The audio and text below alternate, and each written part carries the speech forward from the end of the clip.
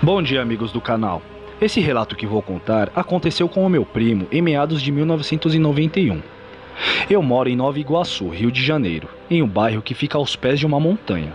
E já ouvi falar sobre uma cidadezinha do interior de São Paulo que é considerada a capital nacional dos lobisomens. Mas tenho certeza que se o Rio tem uma, é aqui. E se você perguntar a qualquer antigo morador sobre o assunto, ele não vai se surpreender e ainda vai te contar alguns ocorridos. O bairro é bem dividido entre área comercial, residencial e uma extensa área verde que cerca a montanha como um vale.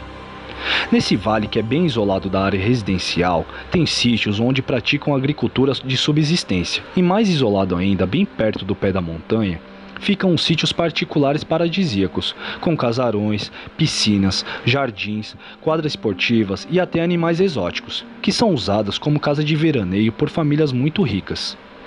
Porém, talvez seja para disfarçar a beleza interna desses sítios, que a parte externa é bem largada. As ruas são de chão e mal iluminadas. Os muros são cercados por mato alto, e nos dias úteis, quando não aparece ninguém, a área é totalmente deserta. Nesses dias, chamávamos essa área carinhosamente de Matadouro, porque era perfeita para levarem as minas para curtir uma pegação. Eu e meu primo somos como irmãos. Eu sempre passava férias na casa dele, e à noite a gente forrava colchões na sala e ficávamos vendo filme até tarde. Só que como ele era cerca de 4 anos mais velho e começou a curtir o lado bom da adolescência primeiro, arrumou uma namorada para levar para o Matadouro, e eu perdi a minha companhia de ver filmes. Toda noite ele chegava todo empolgado, interrompendo o filme para me contar o que fez e aconteceu. Mas teve uma sexta-feira que foi bem diferente. Ele demorou muito para chegar e de repente os meus tios saíram do quarto com cara de preocupados. O meu tio saiu de carro e a minha tia me explicou que ele tinha ligado da casa da namorada dizendo que havia passado por uma tentativa de assalto e que estava com medo de voltar andando e esbarrar com o assaltante de novo. Depois de meia hora eles chegaram e o meu primo parecia estar muito assustado e com cara de choro. Deitou no seu colchão quieto e eu resolvi dormir também, quando percebi um chiadozinho. O cara estava muito assustado mesmo, nunca tinha sido religioso e estava rezando. Então eu adormeci, e no meio da noite ele me acordou e perguntou se eu acreditava naqueles causos que a nossa avó nos contava. Pedi que ele explicasse melhor. Ele disse que era sobre aqueles homens que à noite viravam bicho e atacavam criações e pessoas. Eu respondi que não acreditava. Aí ele disse que a nossa avó não era de mentir. Eu apenas respondi que a nossa avó não estava mentindo, só estava repassando histórias que ouviu e acreditou, e que isso não era mentira. Ele se deu por satisfeito e se virou para dormir de novo. Mais tarde, naquela mesma noite, ele me acordou e me fez a mesma pergunta. Eu disse a ele que se acreditasse em lobisomens, não dormiria de janelas abertas. Ele deu uma olhada ao redor e me levantou aos empurrões em direção a uma das janelas. Voou sobre a outra como um gato e saiu fechando todas as janelas da casa. E me fez jurar que nunca contaria o que ele iria me dizer para ninguém. E me contou tudo o que aconteceu naquela noite. E assim ele me contou. Mano, eu levei ela o mais longe e isolado que pude, porque hoje ela me disse que iria dar o que eu tanto queria. Encontrei um lugar perfeito embaixo de um poste sem lâmpada. Ela subiu no meio-fio para bater a altura comigo, e começamos a pegação. Até que percebi que os cães do sítio, que ficava do outro lado da rua às minhas costas, começaram a latir, fazendo com que os cães de toda a área latissem também. Porém, nesse sítio às minhas costas, o latido era mais furioso. Foi quando ela se assustou e me soltou perguntando se eu tinha visto, apontando para o muro do sítio do outro lado da rua. Eu perguntei o quê? E ela disse que parecia um macaco, porque era preto e tinha a cara toda peluda. Então ela pôs a cara sobre o muro, olhou tudo aqui fora e desceu de novo. Eu fiquei olhando por um tempo, e nada além do barulho que os cães do sítio faziam, nada aconteceu. Então voltamos a nos pegar. Dessa vez, ela interrompeu a pegação me virando pelos ombros muito rápido em direção ao muro do sítio, me perguntando se dessa vez eu tinha visto. Só que dessa vez eu percebi algo. No momento que me virava, ouvi um barulho meio que oco e senti uma sensação, uma vibração, como se algo muito pesado tivesse caído de uma altura considerável. Ficamos olhando por um tempo para o muro, mas nada aconteceu. Ela disse que dessa vez o macaco subiu no muro até a altura do peito e chegou a esticar o braço, que era musculoso e peludo, tentando se agarrar no muro, mas escorregou de volta para lá. E isso me assustou.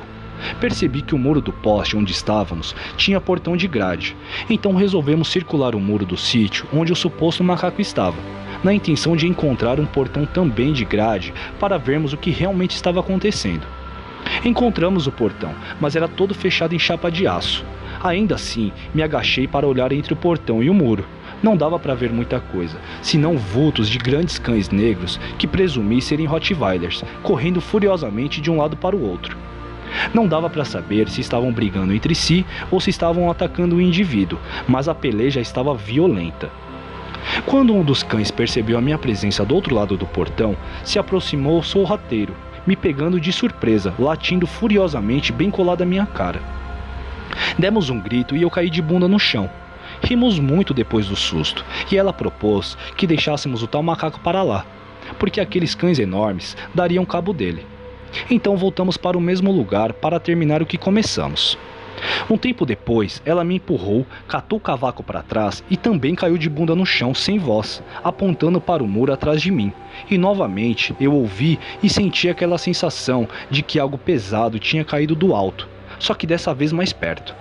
A voz dela voltou e aos gritos ela dizia que o macaco era enorme, que tinha se jogado com tudo para o lado de cá do muro. Quando olhei para o muro, a moita de mato alto, que quase alcançava a altura do muro, mexeu como se alguém muito grande estivesse se ajeitando lá atrás. Ajudei ela a se levantar sem tirar os olhos da moita, e fiquei no meio da rua, com as mãos abertas e os braços para o alto, como alguém que fosse pegar um touro pelos chifres. Nesse momento, a moita começou a se mexer para a esquerda, que era a direção da subida da montanha. Fiz sinal que ela fosse andando para a direita, que era a direção do nosso bairro. Fiquei ali parado e percebi que estávamos quase na esquina, e que faltava pouco do muro para aquilo percorrer até sair de trás do mato alto. Torci para que aquilo, quando chegasse na esquina, quebrasse à direita, seguisse escondido, porque eu não queria mesmo saber o que era aquilo, mas aconteceu o pior. No final do muro, aquilo saiu de trás da moita. Ali era mal iluminado, mas a noite era de lua cheia, e pelo tempo que estava ali, os meus olhos estavam bem adaptados a enxergar naquela escuridão. Aquilo era enorme, tinha uma pelagem escura, acho que um cinza escuro ou era preto mesmo. Era curvado para frente, tipo um corcunda. Os joelhos e os pés como de um cão, mas andava em duas patas. Eu nunca vi algo do tipo andando, mas parecia estar mancando. Ele esfregava com a garra direita o braço esquerdo e às vezes olhava para trás. Não para a gente, mas para o muro de onde tinha pulado. Perante aquilo, a minha coragem foi embora.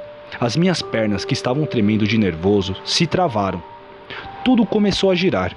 Senti que iria apagar e me esforcei para ficar consciente. Baixei a cabeça, apoiando as mãos nos joelhos e comecei a vomitar, sentindo uma pontada forte no peito.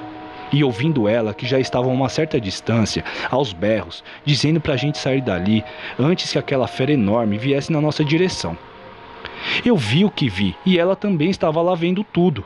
Foi quando aquilo sumiu, atravessando a rua, entrando em um terreno que já fazia parte da montanha. Foi a deixa. Meus sentidos voltaram e saímos correndo dali, e só paramos em uma rua que tinha gente passando. Paramos e ficamos nos olhando. Ela, muito assustada, disse que escapamos por pouco daquele macaco enorme, que deveria ser um gorila.